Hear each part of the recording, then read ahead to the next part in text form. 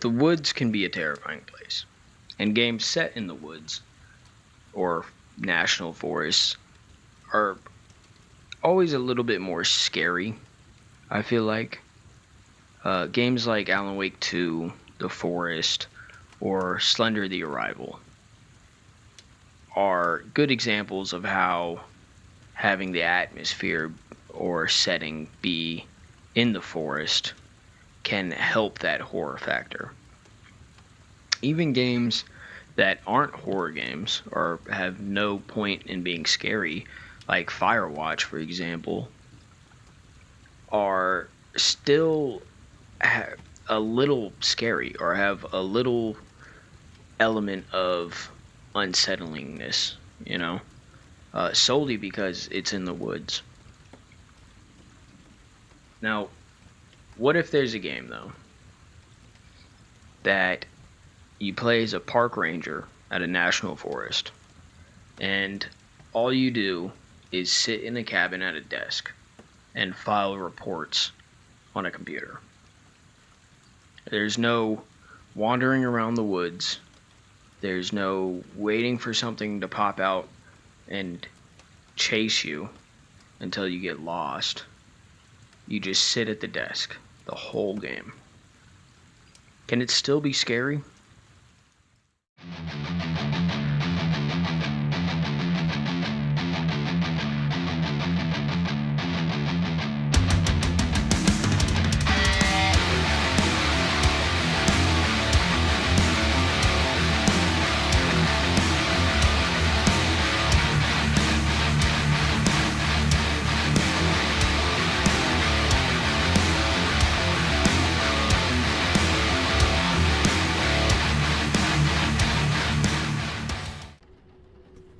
Okay, two hunters are spotted in the I-16 forest zone carrying a deer between them and a makeshift stretcher. Ooh, outdated report.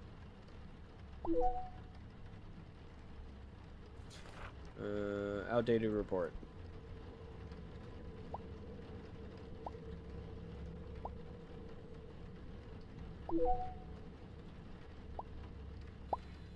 So this is a small indie game that was made on July 11th, 2025.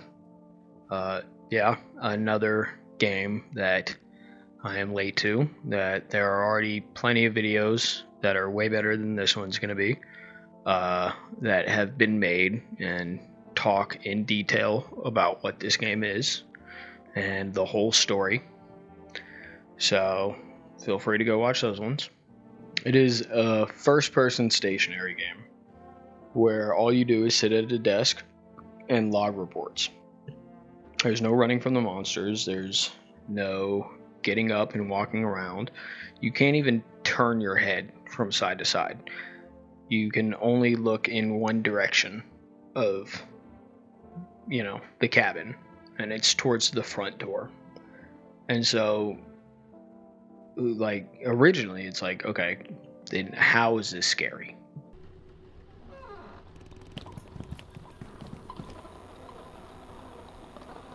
So how does a game like this still manage to make me piss myself a little bit?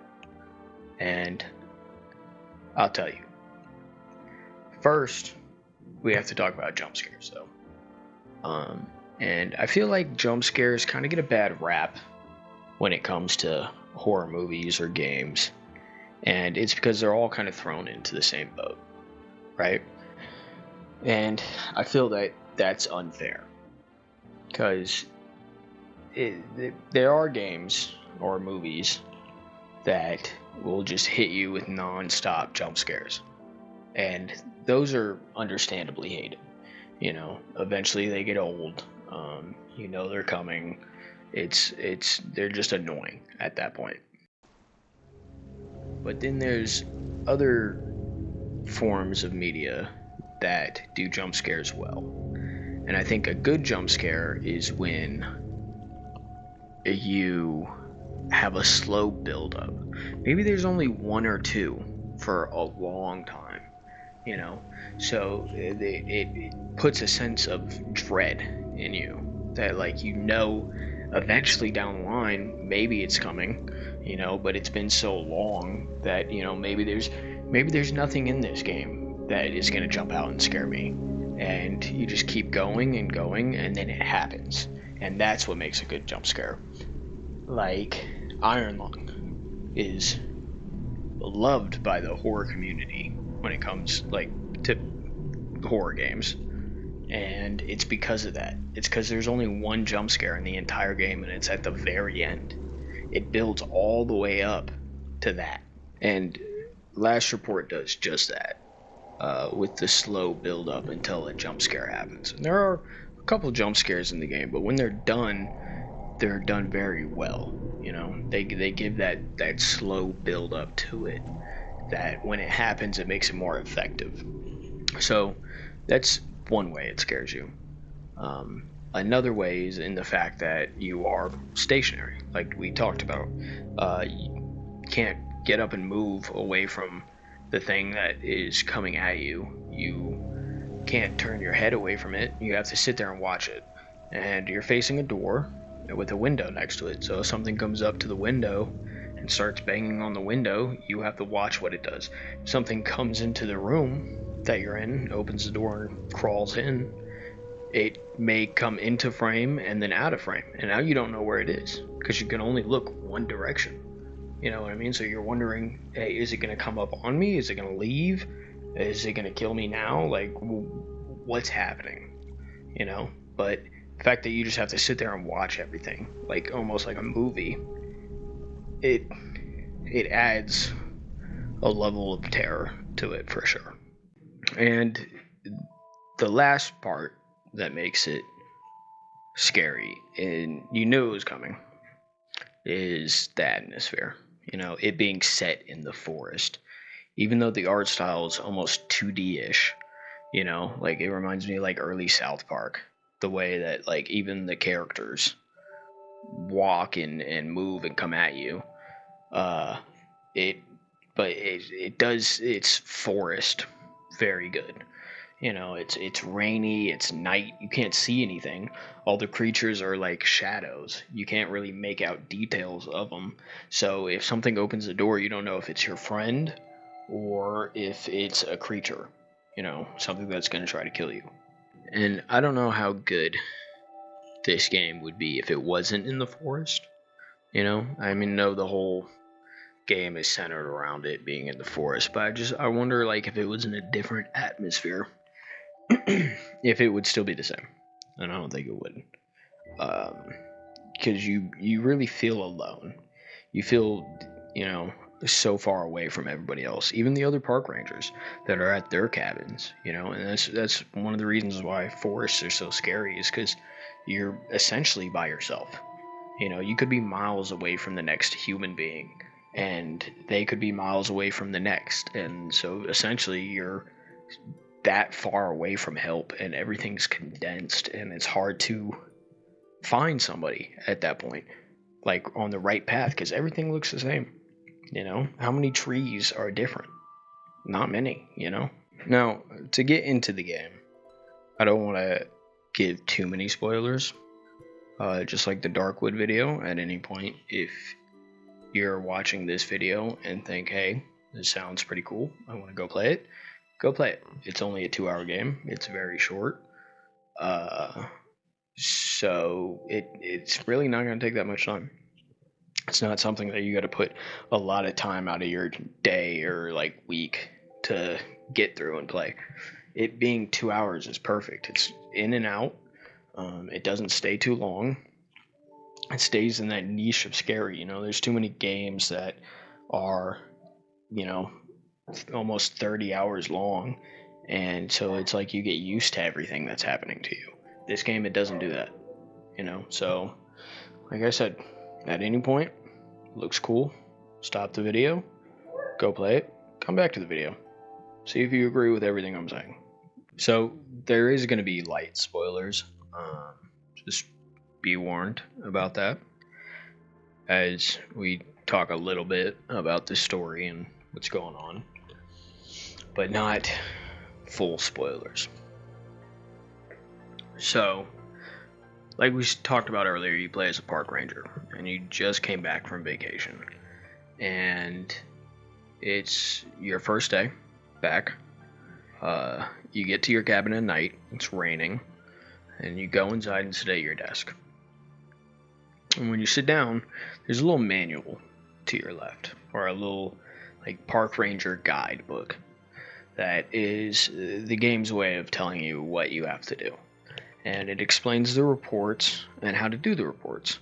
And there's a lot of different reports throughout the game. And it kind of goes like this. So you first pick a report off the pile, and if it's damaged or like all like blacked out or scratched up, you just throw it in the shredder. Don't even worry about that report. If it's not, then you want to look at the date, and if it's within 2 weeks, I think it's January 10th, anything sooner than January 10th or after January 10th is good. You have to file that report.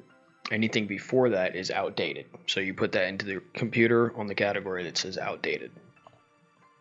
The next thing you're going to want to look at is the sector. If the sector matches what it says in the description of the sector, then good. All good. File that into, its correct one. But then you have to read the full description, match it to the picture, right? And I know this sounds a little confusing. What the hell are you talking about? But that's okay. I'll have images showing what's happening. So if the description matches the picture, then you file it as such. So it goes a little bit like if the date's January 11th, and the sector says G19, and in the description it says G19, you're good so far. Read the full description, match it to the image that's on the report, and then so it'll say guys fishing at G19 illegally in non-fishing area or something. So you take that report and you file it into the illegal fishing. And the different categories are illegal fishing, hunting, parking in non-parking areas, entering restricted zones, stuff like that. But there's a bunch. So that's the game.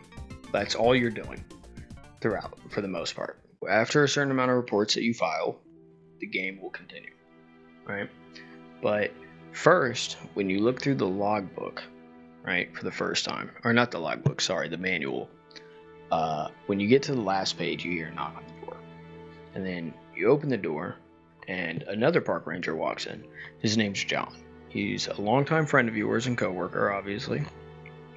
And he greets you, asks you how your vacation was and all that, says welcome back. You give him an alcohol bottle that you got from vacation. It's supposed to be an expensive one, I think, and it kind of just shows that how close of friends you are. And one of the things John says to you is that you have a new park ranger that is starting today, his first day. That guy's very lucky that today is his first day with everything that's going to happen. But anyways, so he said that the new park ranger, Henry, is going to stop by your cabin at some point and pick up the keys for his own cabin. So, be ready for that. So after John leaves, we actually start filing the reports and doing our job. And there's a lot of reports. It's a very big stack. And you can go through the computer and you can see some other things. You can, see your percentage of correct reports filed, because the game will tell you that to make you feel bad about yourself when you miss a report. 2 wrong now? What the fuck, dude? It's got to be all the fishing ones.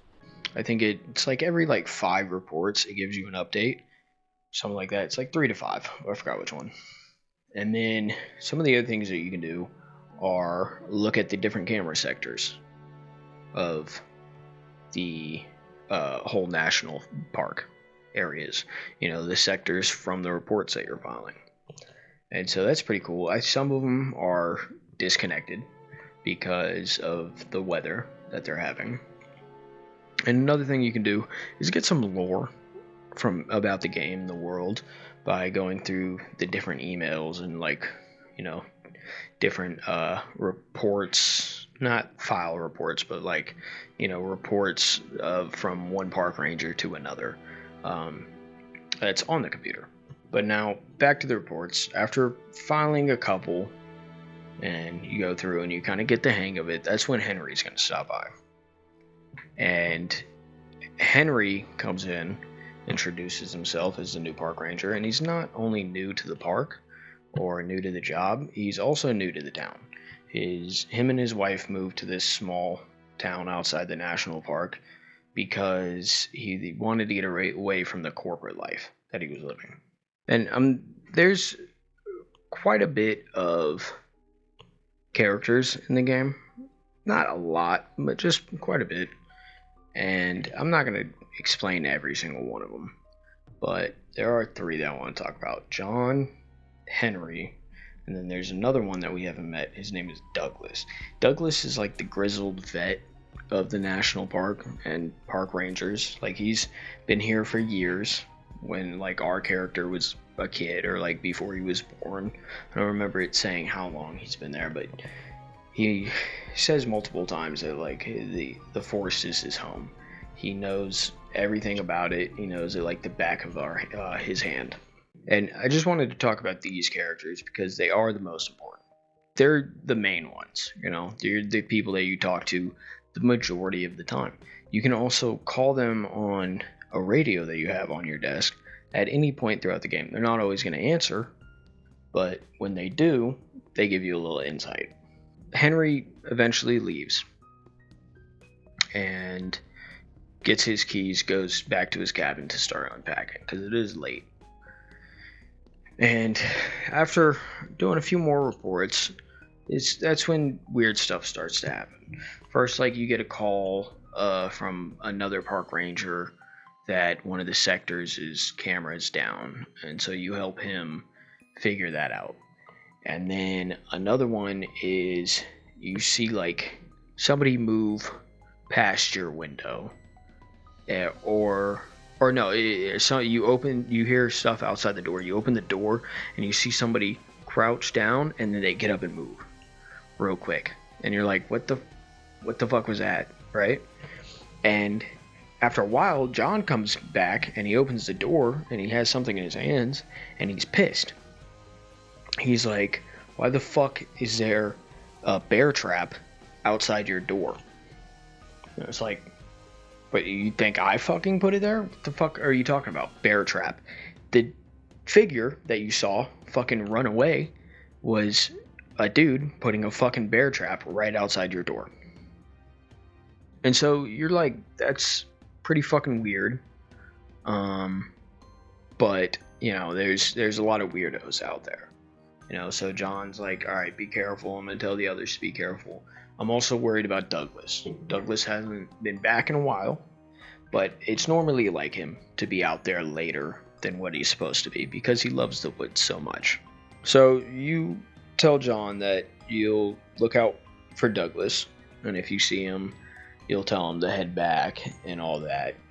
And so John leaves again, and you go back to writing reports. And eventually Douglas does stop by. And you tell Douglas about some of the weird stuff that's been happening to you.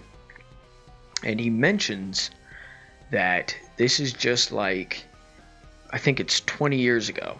Just like 20 years ago. And you're like, what do you mean just like 20 years ago, Douglas? What are you talking about? People placing bear traps or what? And Douglas tells you, oh, no, I mean like how 20 years ago, how my best friend died in this cabin that you're staying in when he was a park ranger. And the same thing, the same creepy stuff that was happening then is happening now.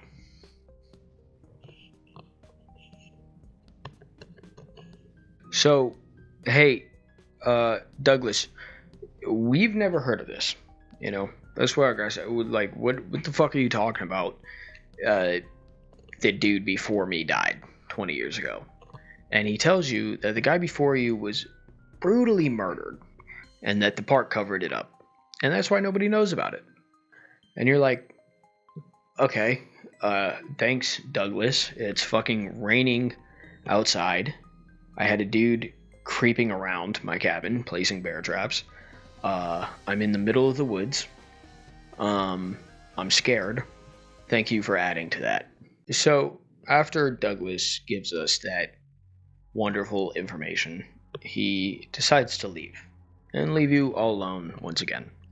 And so you, of course, just go back to filing reports. But, you know, a little later on, even more weird shit starts to happen.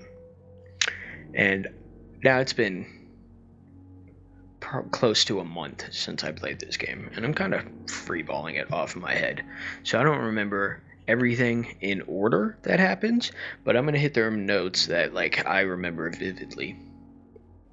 At one point, you see a figure standing outside. Now people are yelling outside of my window. That's great.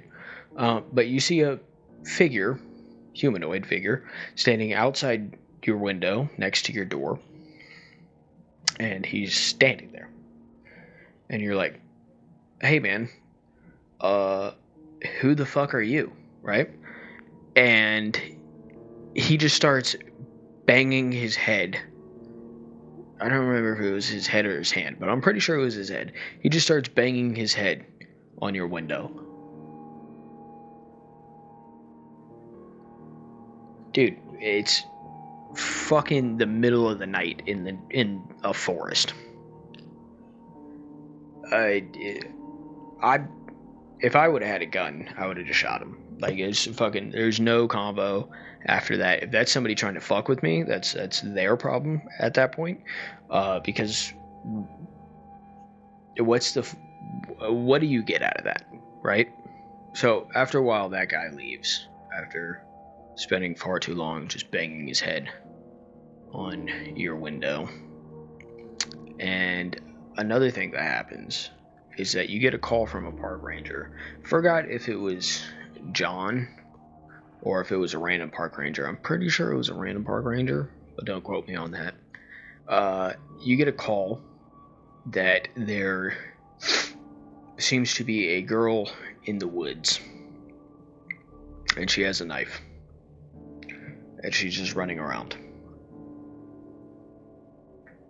And it's shit like this that makes me wonder, why still be there? We drove there, right? We drove to work, so our car's outside. Drive away. Just leave, you know?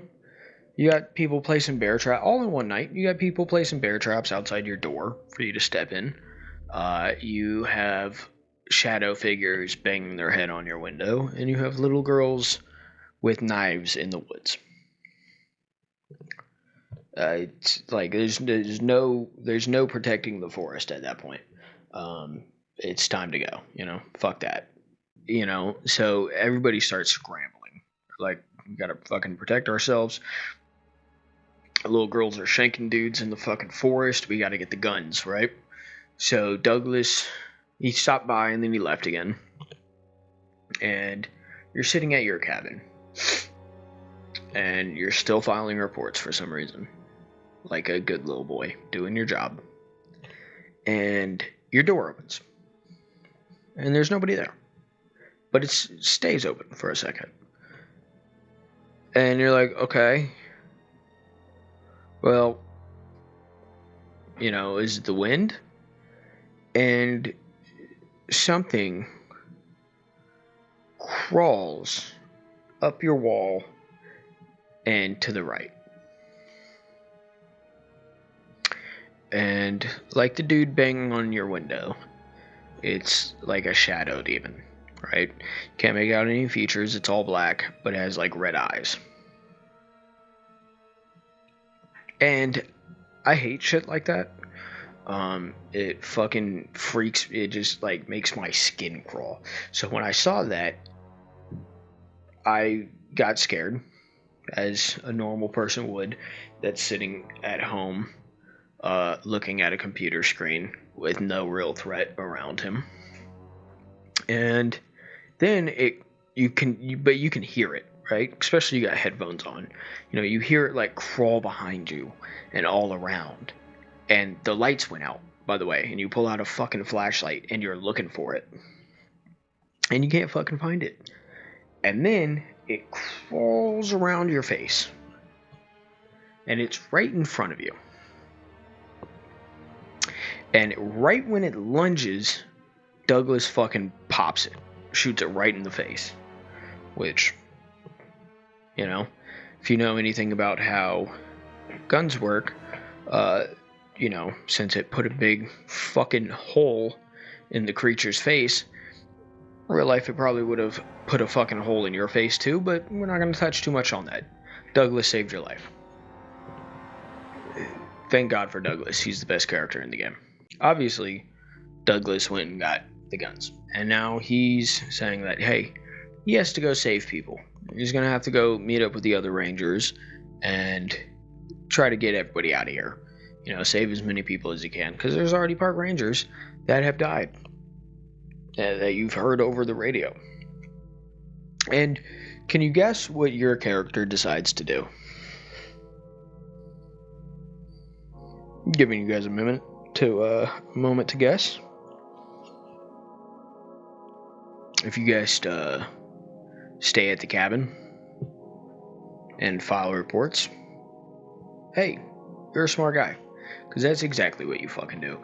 You just stay at the cabin and file fucking reports while shadow demons are running around. And by the way, at a certain point while all this is happening, reports start getting fucking violent.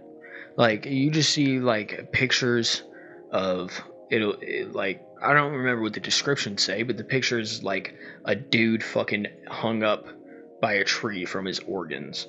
Or people just fucking decapitated in a line, like it's a fucking cartel video. But yet, through all this, you still just decide to file reports.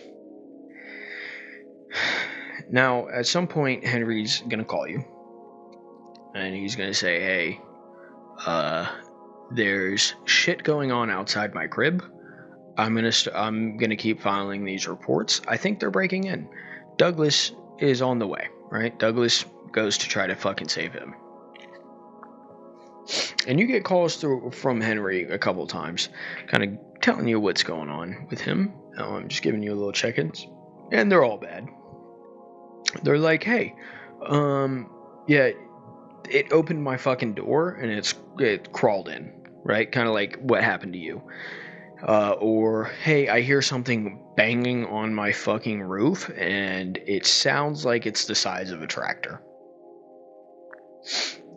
But eventually he'll say, you know what, I'm going to try to make my way to you. It kind of got me a little bit. And you're like, it kind of got you a little bit. Henry, what the fuck does that mean, right? And so he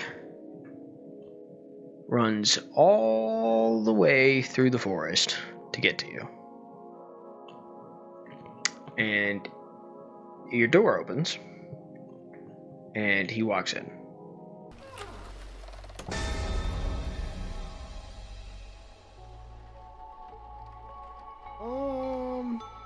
Now, I said I wasn't going to spoil it, so I'm not going to show you anything after this point. But I will say that I was very surprised of what's going on and what is going on with Henry, Douglas, and John, some of the other characters in the game, and what eventually, you know, happens to you throughout the game. The game does, fixing my beanie in the mirror behind the camera, don't worry about me. The game does a very good job of not being, like, what's the word for it? Like, predictable, we'll say. You know, it's not a very predictable game. If you go into it not knowing a single fucking thing about the game, I guarantee you're not going to be able to guess what the fuck happens throughout. You know, it's pretty crazy. And the last thing I'm going to touch on is what the entity, you know, what the thing is, what's happening. It's not too, you can hear my roommate talking probably, it's not too crazy. That's not true. It's a fucking demon, and It's probably one of the scariest things in the world, and if it was real, I'd probably just, fucking call it quits. It doesn't seem like they're just beating them. I mean, Douglas did shoot one, but that was one. Yeah, I think he said that he killed a couple too. But anyways, like at the end of the day, they're hella, and I feel like they kind of worked like a hive mind. Like there was like one main one that controlled the other ones, but they were all fucking terrifying. And I don't know if the little girl was with them or against them, or if she was just like her own fucking thing. But either way, like it's just fucking freaky as fuck. And so yeah, so like it's hard to really figure out what's going on here. But at the end of the day, it's intelligent. At a certain point it talks to you, tries to get you to stop doing these reports. It's what's making these reports become scary and making your character not want to do them. But what I do have an answer to is like what its main goal is, and it tells you the main thing, the main creature, entity, demon, boss, whatever you want to call it, Vince McMahon. What its goal is to protect the forest. And you're like, hey, brother, that's my fucking goal, right? We're on the same fucking team. I'm a park ranger. You see me filing these fucking reports, and it's like, well, humans are all bad. You guys all fucking suck. Just because you're a park ranger doesn't mean that this guy over here is a fucking park ranger, and just because you're trying to protect the forest doesn't mean that this person over here is trying to protect the forest. You guys could just be here for some bread. And I would have been like, well, you got me there. I don't really have a fucking answer for you. But anyways, like that's the goal of it, is trying to just get everybody out of the forest so it can just have it for itself. No people coming through. Because, the park rangers are there to, one, protect people and protect the forest. But, they get paid to be there because tourists come to the forest. And these tourists slowly destroy it. And so that's what led this creature to do the murder and kill all those people 20 years ago, and that's what it's causing it to do now. Nothing's changed. Even though technology has advanced, even though, they've gotten more park rangers and learned more about the forest or whatever it is, nothing has essentially changed in it. But, like I said in the beginning, I would suggest go play this. It was surprisingly fantastic, very short, and I don't really know if I can really talk about anything else without spoiling too much. I already feel like I kind of spoiled a little bit too much, but I also feel like I had to kind of explain what the vibe is of the game and like what's going on. But anyways, yeah, go fucking play it. Now, side note, before I play the outro, if there is one, I want to try to do these like shorter videos once a month to give me time in between like the longer ones. Like hopefully this one's under 20 minutes, maybe 25 minutes. That Darkwood one was an hour, and that Dark one took me a month. This has only taken me a few days to do. So I want to get some videos out like this, at least once a month. So the longer ones, it's not long waits in between videos. But anyways, if you watch this, appreciate you watching it. Say something terrible in the comments. Talk about my shirt. I like it. It's a little dingy. I've worn it all day. Had to take my dog to a vet appointment, and he got saliva all over it. So yeah, talk about that or something, or how much you love my beanie, even though it's kind of crooked right now and stuff, and I feel gross. All right, appreciate it. Catch you.